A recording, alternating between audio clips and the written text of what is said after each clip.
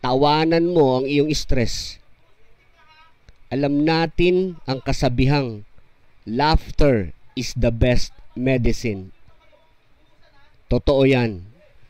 Dahil ayon sa mga eksperto, kapag tayo ay tumatawa, ang utak natin ay naglalabas ng endorphins. At ito ang nagiging dahilan para lalo tayong sumaya.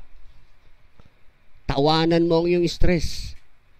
Pwede kang manood ng mga nakakatawang video sa YouTube o makipagbiruan ka sa iyong kapamilya, sa iyong anak at mga kaibigan.